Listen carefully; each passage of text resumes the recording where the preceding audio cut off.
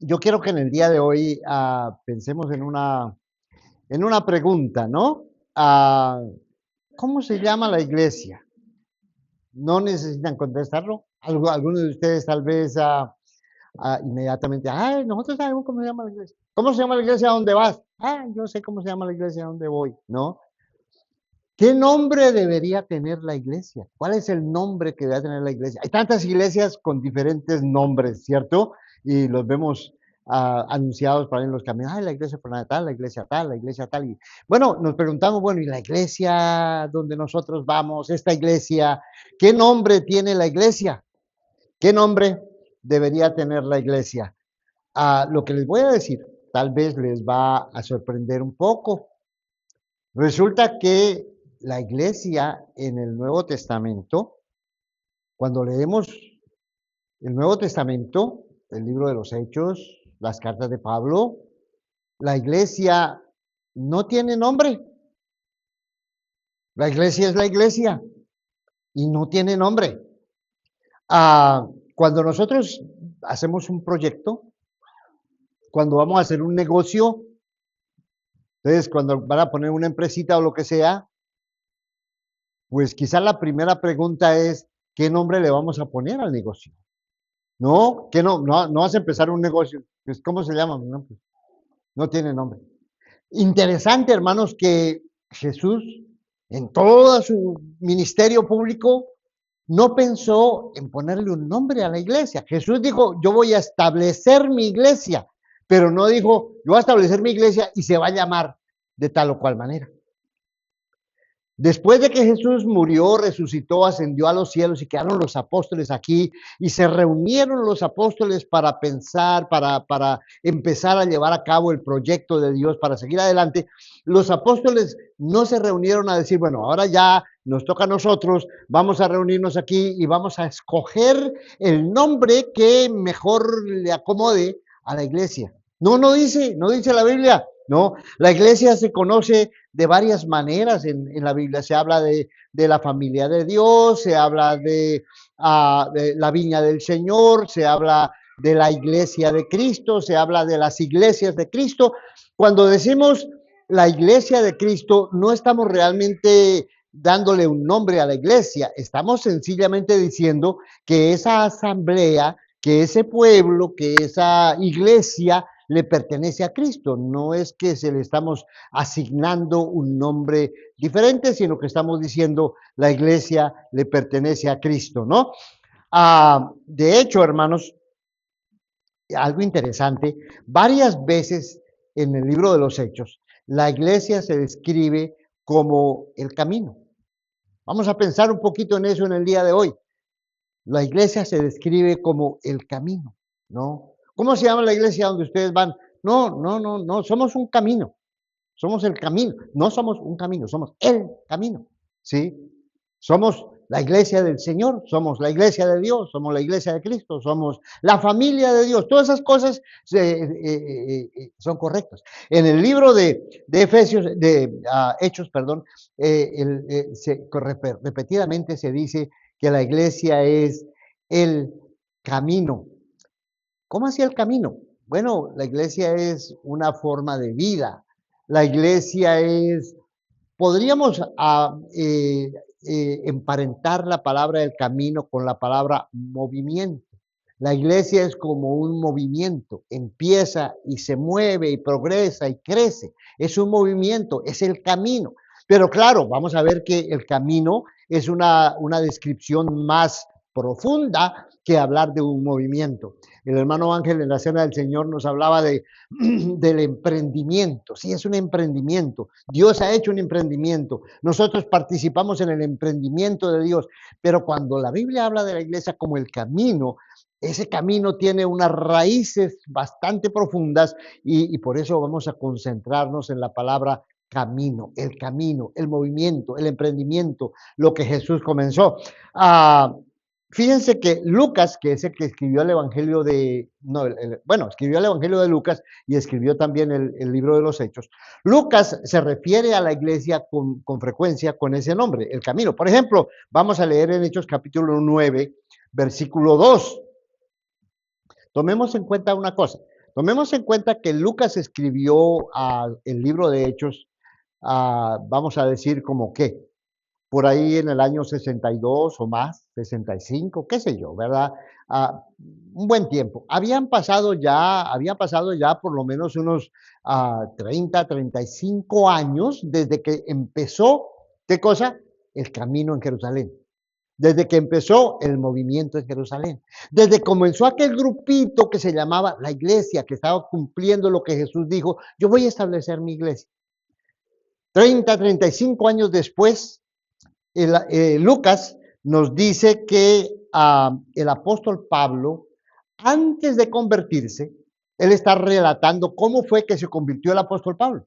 Y en el capítulo 9, él nos dice que Pablo, antes de convertirse, pidió cartas al sumo sacerdote para las sinagogas de Damasco. Iba a ir de Jerusalén a Damasco para que si encontraba algunos que pertenecían al camino, tanto hombres como mujeres, pudiera llevarlos a Jerusalén. ¿Ve? 35 años después de establecida la iglesia, Lucas dice, Pablo andaba persiguiendo al camino, al movimiento, a ese grupo que se porta diferente, que es diferente, que actúa diferente, esa nueva forma de vida. En el capítulo 19 del libro de los Hechos, Pablo está en su último viaje misionero, está en la ciudad de Éfeso y está predicando el evangelio, va a las sinagogas y está predicando el evangelio. Y resulta que Lucas nos cuenta y nos dice que algunos de los judíos endurecieron su corazón y se volvieron desobedientes, rebeldes, hablando mal del camino a la multitud, hablando mal de la iglesia, hablando mal del movimiento de Jesús, ¿no? Fueron hablando mal de la iglesia. Entonces Pablo tuvo que irse de las sinagogas y empezó a enseñar la palabra en un lugar que era una escuela de un famoso llamado Tirano, ¿no? Hechos capítulo 22, versículo 4, Pablo viene a Jerusalén, ¿se acuerda usted? Él había hecho un gran esfuerzo de recoger fondos para ayudar a los hermanos necesitados en Judea, en Jerusalén, y llega Pablo con varios compañeros, con bastantito dinero para ayudar a las iglesias, va al templo, y en el templo se encuentra unos judíos de Éfeso, bien recalcitrantes, de aquellos judíos bien fanáticos, y se amotinan para linchar a Pablo. Eso era duro, ¿no? Había una lucha fuerte.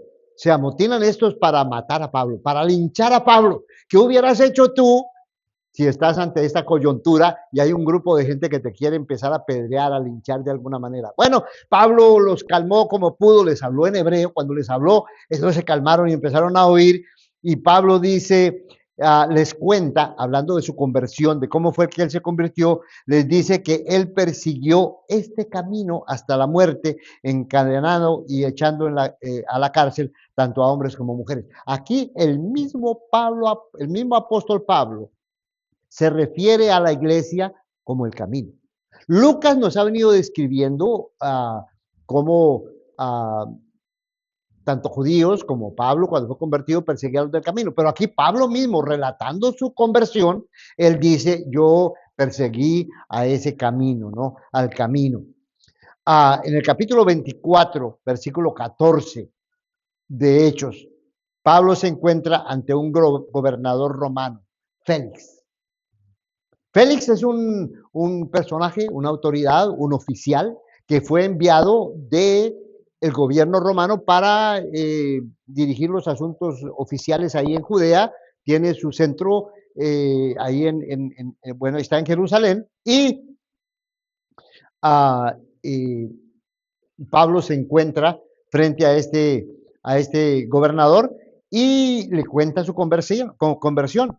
Y dice Pablo, pero esto admito ante usted, que según el camino que ellos llaman secta, yo sirvo al Dios de mis padres, creyendo todo lo que es conforme a la ley y a lo que está escrito en los profetas. Pablo dice, yo estoy siguiendo simplemente lo mismo que decía la ley, yo estoy cumpliendo según el camino que los judíos llaman una secta. Fíjense cómo cuántas veces, repetidas veces, encontramos que la iglesia se describe como un camino. El mismo Félix, en el capítulo 24, versículo 22, el mismo Félix conocía con bastante exactitud acerca de este camino. Cualquiera que llegara a Jerusalén, después de 30, 35 años de establecida la iglesia, todo el mundo sabía que ahí están los judíos, están en el templo, están las sinagogas, aquí hay otros que dicen que son judíos, que dicen que son fieles, que son cristianos, que siguen a Cristo, que son del camino, que son un movimiento, que son otro grupo que la gente no alcanzaba a entender muy bien cómo era ese grupo, ¿no? Ah, para que entendamos significado del camino, pensemos un poquito en el contexto, ¿no? La iglesia no nació así de repente de la nada, ¿no? La iglesia nació en una cultura, en una sociedad, y había otras formas de vida. Había escuelas filosóficas en aquel entonces, estaban los estoicos, los epicúreos, ¿no? Había escuelas filosóficas que enseñaban a la gente y había mucha gente que seguía esas escuelas. Eran en cierta manera caminos, ¿no? Formas de vida. No, si tú quieres ser feliz, si tú quieres tener éxito, haz esto, sigue estos principios. Y había gente que seguía los principios, seguía las recomendaciones que les hacían los maestros y formaban grupos. Ah, estos son los estoicos, ah, estos son los fariseos, los esenios, perdón, los epicúreos. Los judíos también. Los judíos tenían los fariseos, tenían los saduceos, tenían los esenios, grupos dentro de los judíos que recomendaban a la gente ciertas cosas que debían hacer. Pero la iglesia es uno de esos movimientos. Es entre varios un camino, pero no es un camino, es el camino. Es el camino verdadero. Es el camino de Dios. Los primeros cristianos tenían conciencia de que ellos estaban siguiendo el verdadero camino. Aquellos otros caminos eran caminos equivocados, eran caminos que podían parecer bonitos y podían parecer buenos, pero no eran el camino que realmente conducía a la voluntad de Dios y a la esperanza que el pueblo de Israel tenía, ¿no? Entonces, entendamos, ¿no? La Biblia habla de la iglesia como un camino. Nunca se reunieron a decir, vamos a ponerle un nombre aquí a la iglesia como una institución para que todo el mundo sepa, esta es la iglesia fulana de tal. No, ellos siguieron. Somos una comunidad. La palabra iglesia quiere decir simplemente una asamblea, una gente que se reúne. Somos una gente que se reúne, una gente que sale de sus casas, del mundo y se reúne, ¿no? Somos un movimiento, somos un camino. Pero esto del camino, eh, no se lo inventó Lucas realmente, ¿no? Esto del camino es algo que ya venía en el pueblo de Israel, en la conciencia, en lo que Dios había venido enseñando. Dios ya venía hablando acerca del camino tiempo atrás. Por ejemplo, ustedes se acuerdan de Deuteronomio. Deuteronomio es uno de los 5 libros de Moisés. Deuteronomio corresponde al comienzo del pueblo de Israel, al comienzo de la nación de Israel, muchos años atrás, 1500 años antes de que comenzara la iglesia, y ahí Moisés les dice al pueblo de Israel algo bien interesante, ¿no? La roca, y en nuestras versiones, la roca aparece con mayúscula, porque se refiere a Dios. Dios es la roca por excelencia, Dios es la base, Dios es el fundamento. A Dios lo podemos comparar con una roca sólida donde podemos estar bien parados. No estamos en tierra movediza, no es que un día Dios está aquí, otro día está acá, no es el fundamento de toda la creación, de todo el universo. Entonces Moisés dice, esa roca, ese Dios, su obra es perfecta. Y luego miren lo que dice, porque todos sus caminos son justos. Dios de fidelidad sin injusticia, justo y recto es Él, ¿no? Moisés dice, reconozcan que Dios es correcto, reconozcan que los caminos de Dios, cualesquiera que sean los caminos de Dios, esos caminos están derechos, son correctos, son justos, son buenos. Entonces, ¿cómo comienza la idea del camino en el Antiguo Testamento, en el pueblo de Israel? La idea del camino comienza con reconocer que los caminos de Dios son justos. Esa es la invitación para nosotros hoy en día. Si estás aquí, debes empezar a pensar, oye, ¿quién tiene razón? ¿Tiene la razón Dios? ¿Los caminos de Dios son justos? Lo que Dios dice, lo que Dios recomienda, lo que Dios enseña, lo que Dios traza, ¿está bien trazado o no? De ahí partimos, de ahí empezamos.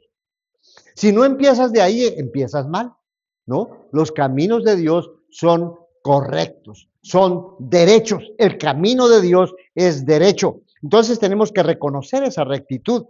En Isaías capítulo 55, versículos 8 al 9, Dios dice, hombre, mis pensamientos no son los pensamientos de ustedes y mis caminos no son sus caminos. ¿Verdad? Qué importante, declara el Señor. Porque como los cielos son más altos que la tierra, así mis caminos son más altos que sus caminos y mis pensamientos son más altos que sus pensamientos. Bien interesante lo que nos dice Isaías. Dios, hablando a través del profeta Isaías, nos dice, mire, somos totalmente diferentes. Los caminos que ustedes trazan no son mis caminos. Entonces tenemos que reconocer, por una parte, que los caminos de Dios están bien hechos, están bien trazados.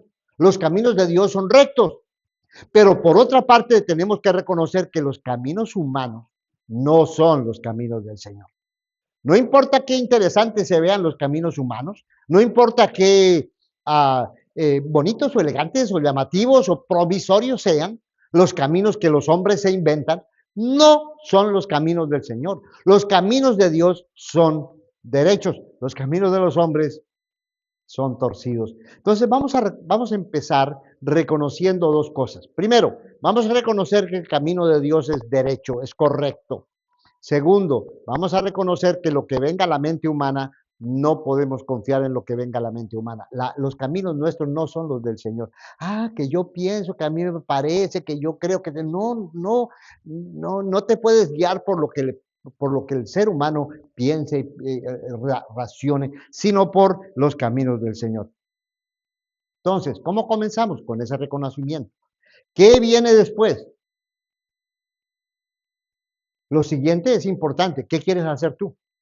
Ya sabes, ya te dijo la Biblia que los caminos de Dios son correctos y los caminos del hombre son humanos, no son los mismos. Ahora, ¿qué vas a hacer tú? ¿Por dónde vas a caminar? ¿Vas a acoger los caminos del Señor o vas a seguir los caminos humanos? ¿Qué vas a hacer? Miren lo que dice Deuteronomio capítulo 5, versículo 33. Anden en todo el camino que el Señor su Dios les ha mandado. Ahí está la exhortación. O sea, ahí está el camino de Dios, anden por ese camino. No es suficiente con decir, Dios es bueno, Dios es recto, Dios es justo, sino que si tú sabes que Dios es bueno, es recto y es justo, y que sus caminos son justos, pues hombre, anda por esos caminos, ¿no? A fin de que vivan y les vaya bien y prolonguen sus días en la tierra que van a poseer. Anden por los caminos de Dios. Y este andar por los caminos de Dios no es una recomendación para que cada uno de ustedes por separado coja el camino de Dios. No, esta es una exhortación para que el pueblo de Israel, para que la nación de Israel conjuntamente decida como pueblo, como nación, andar por el camino del Señor. La invitación para nosotros es igual. No es que, yo ando por el camino del Señor, a mí no me interesa cómo los demás andan. No, es que todos nosotros como pueblo de Dios, ¿qué camino vamos a tomar? ¿Vamos a tomar el camino del Señor o no? Tiene que haber el deseo, la determinación de aprender y entender los caminos de Dios. Si los caminos de Dios son correctos, si el camino de Dios es correcto, ¿tienes ganas de aprenderlo? ¿Lo quieres conocer? ¿Quieres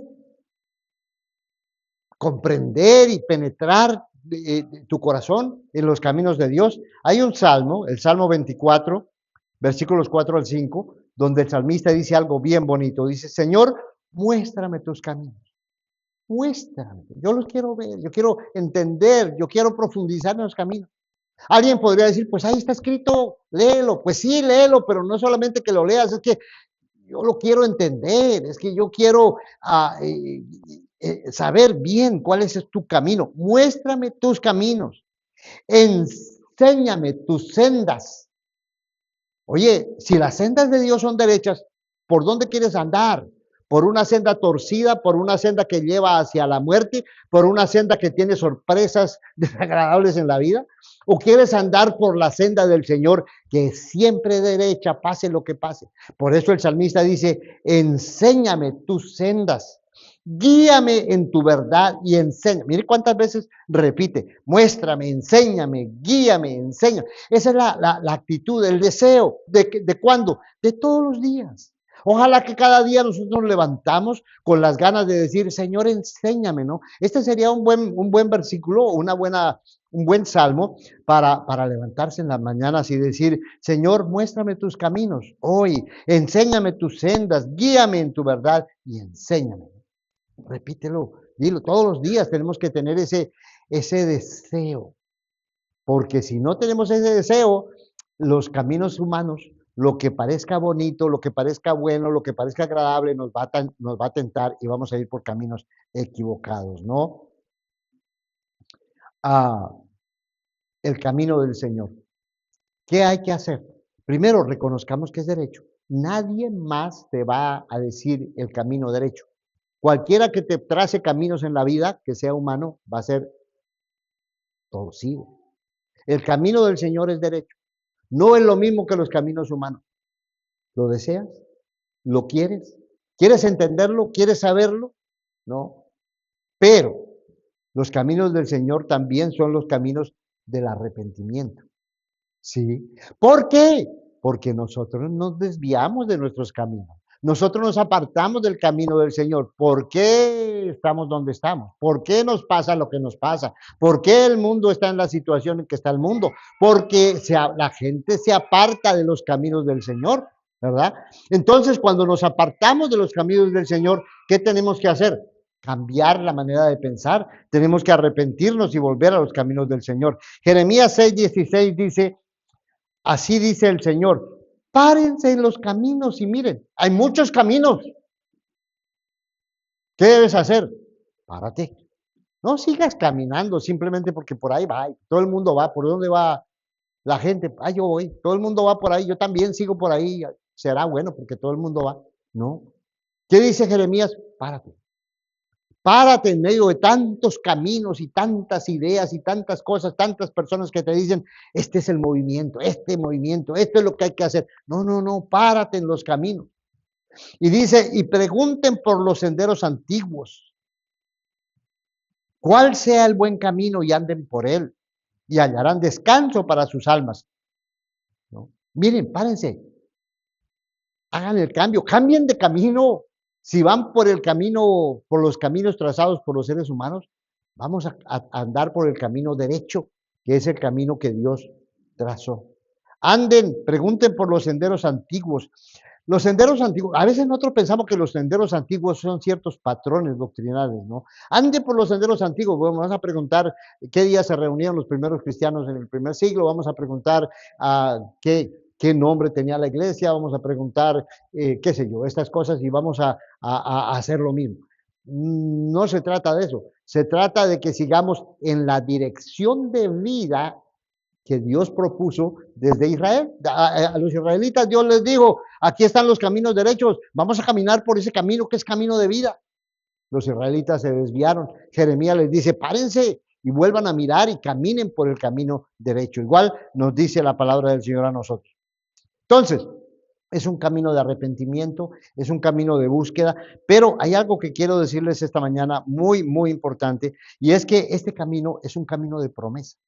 El camino del Señor tiene promesa, tiene esperanza. Les voy a leer un texto un poquito largo, porque es un texto muy bonito. No se lo voy a leer todo, está en el capítulo 49 de Isaías. Ustedes se pueden leer en la casa el capítulo 49, todo el capítulo está bien bonito. Yo les voy a leer algunos cuantos versos de aquí porque son bien interesantes, ¿no? Donde Dios está hablando de esperanza, a un pueblo abatido, arruinado, a este pueblo deportado, eran deportados y estaban esclavizados allá en Babilonia, su ciudad había sido destruida por completo. El ánimo para muchos de ellos estaba por el piso, por los suelos, ¿verdad? Porque ha pasado tantas cosas negativas y que ya no sentían ganas de levantarse. Bueno, Isaías les da la promesa, el camino, y dice, el Señor dice esto, en el momento que yo te mostré mi bondad, respondí a tus oraciones.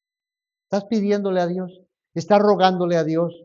¿Quieres una vida más promisoria? ¿Quieres realmente la victoria en tu vida y oras por eso? Bueno, dice Dios, yo te mostré mi bondad, respondí tus oraciones. El día de salvación te ayudé, hoy es el día de salvación. Aquí está el día de la salvación. Dios ha venido para salvar. Él nos trae salvación. Dios nos quiere ayudar. Te protegí y te designé como mediador de un pacto con la humanidad. Dios quiere establecer una relación con nosotros, un pacto otra vez. El primer pacto fallamos. El pueblo de Israel no obedeció, no siguió, no sirvió de nada. Pero Dios quiere hacer un nuevo pacto, ¿verdad? ¿Para qué? Para reconstruir. Todo está desbaratado. Nosotros trazamos caminos equivocados. Es como el que piensa que es un arquitecto que es muy bueno en hacer casas y construye una casa y resulta que no sabe nada de lo que está haciendo y la casa está, cuando menos piensa la casa se le cae encima porque no sabe cómo construir. Eso fue lo que le pasó al pueblo de Israel. Construyeron una nación que se les vino encima, pero dice, yo voy a reconstruir ese país y a devolver las tierras arrasadas. Dirás a los prisioneros, quedan en libertad, y a los que están en tinieblas, salgan. Estás en la oscuridad, te sientes apretado, aprisionado, te sientes esclavizado. Llegó la hora de salir, llegó la hora de ver. Se alimentarán por los caminos, dice, y en todo monte árido encontrarán pasto. Salgan porque va a haber camino. Vea, aquí empieza la idea del camino.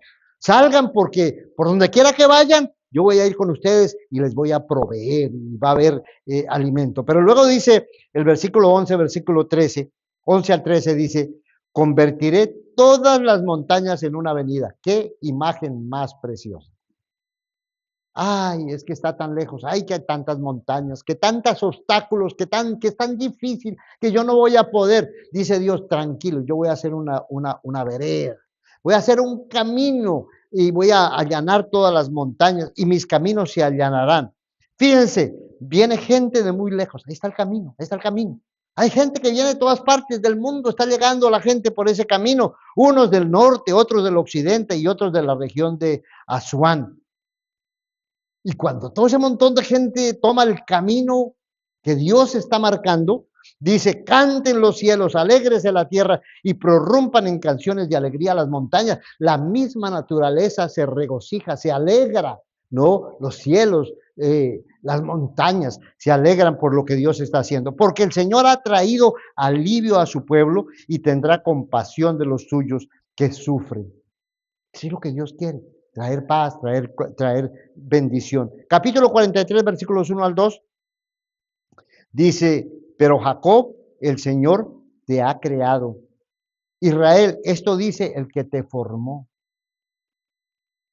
Dios está diciendo, oye, yo te hice, yo te formé, eres obra de mis manos. Es como cuando recibes a tu primogénito, a tu hijo, tu hija, segundo, tercero, el hijo que sea. Cuando lo tienes en tu mano, una belleza, una criatura, ¿no?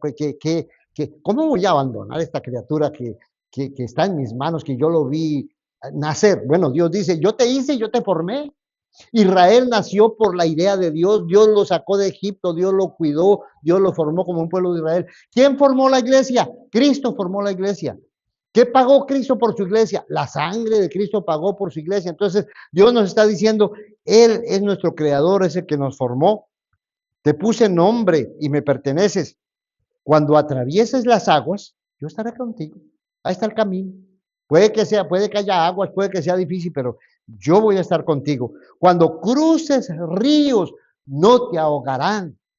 Oye, camina por el camino del Señor, porque el camino del Señor es derecho. Porque el camino del Señor hay bendición y hay protección. Uy, pero es que hay un río ahí, no, hombre. No, tranquilo. Tú sigue por el camino del Señor porque Dios promete, no te vas a ahogar. Cuando tengas que atravesar por el fuego, esa es otra cosa. Oye, hay una llamarada allá, tranquilo, no te quemarás. El Señor abre camino, ¿no? Las llamas no arderán en ti. Fíjense, voy a hacer algo nuevo. Esto es lo que está pasando ahora. ¿No se dan cuenta? Haré un camino en el desierto y ríos en tierra desolada. Entonces, cuando Lucas dice el camino, esto es lo que Lucas está pensando. No está pensando solamente en un movimiento social, en un movimiento económico, en un movimiento político o en un movimiento religioso. No. Lucas no está pensando solamente en lo que podría ser un emprendimiento humano, lo que sea. Lucas está pensando en esta imagen de Dios abriendo camino, Dios volviendo a trazar el camino derecho para que nosotros podamos andar por él. Pero ese camino es un camino que Dios mismo quiere andar. Dice Isaías 43, una voz clama, preparen en el desierto camino al Señor. No es un camino que Dios desde los cielos dijo, yo voy a trazar ese camino y ustedes vayan por ahí, ustedes vayan por ahí. No, dice, yo mismo voy a venir y voy a guiarlos por ese camino y voy a andar con ustedes por ese camino. Preparen el camino al Señor, allanen en la soledad calzada para nuestro Dios. ¿Cuál es ese camino? Es el camino que Dios está andando con nosotros. ¿Quién es ese? Bueno, ese es precisamente Jesús, es el Hijo de Dios. La palabra que se hizo carne es Dios mismo que quiso venir aquí a la tierra en un cuerpo como nosotros y andar por ese camino y atravesar el pecado, el sufrimiento, la oposición y conducirnos por ese camino. Yo soy el camino, decía Jesucristo, yo soy la verdad, yo soy la vía, yo soy el camino. Entonces, cuando Lucas habla del camino, Lucas está hablando de ese camino, el camino prometido, el camino de esperanza, el camino de reconstrucción, el camino de enderezar lo torcido que nosotros mismos torcimos. Ese camino que nos reencuentra con Dios y con nuestro futuro y con nuestro destino. Ese es el camino que nos lleva hacia la vida eterna. Qué bonito cuando Lucas dice, esto es del camino, estos son los del camino. Pablo dice, andaba persiguiendo a los del camino. ¿A quién andaba persiguiendo? A los que realmente iban por la senda derecha, ¿no? Entonces, la Biblia, hermanos, no nos deja solamente con una palabra, no son solamente palabras, no son ideas, no son ceremonias que hacer, no es simplemente una religión.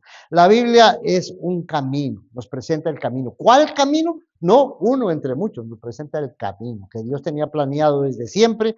Es el camino que Dios empezó a abrir desde tiempos antiguos. Es un camino del cual nos hemos apartado. El pueblo de Israel se apartó locamente, neciamente. Los judíos, los gentiles tiempo atrás se apartaron. Nosotros vivimos apartados muchos años. Gracias a Dios que tuvimos la luz y que encontramos ese camino y ahora estamos caminando por ese camino. Es un camino que Dios prometió restaurar. Es un camino que Él mismo está dirigiendo. Vamos por ese camino porque Dios va con nosotros.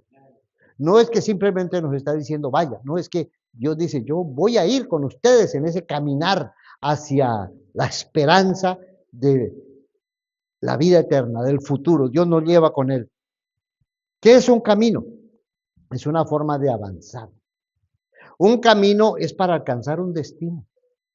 Si tú dices, voy a ir de aquí a Chicago, pues tienes una meta. Vas a llegar a Chicago y emprendes un camino que conduce hacia Chicago. Entonces, un camino es un avanzar hacia una meta. Nosotros vamos avanzando hacia esa meta. Como pueblo, como iglesia, como hermanos que somos, avanzamos hacia esa meta que es la consumación de los planes de Dios. Ahora, una última pregunta. La pregunta importante no es realmente si sabes el camino. ¿Tú sabes el camino? Ah, sí. ¿Tú sabes cómo ir a Chicago? Ah, sí. Si no sé, pues ahí tengo el GPS. La pregunta es, ¿vas a ir o no? ¿Vas a tomar el camino o no? ¿Tú sabes cuál es el camino que Dios ha propuesto? Pues sí, ahí está en la Biblia. Qué bonito. La pregunta no es que si lo sabes o que sabes dónde está o si sabes usar la Biblia. La pregunta es, ¿vas a caminar? Porque si no caminas, no llegas al destino. Si no emprendes el camino, si no te unes a Cristo en ese caminar, pues no importa qué tanto sepas el camino, no vas a llegar. Entonces la pregunta es, ¿vas a caminar?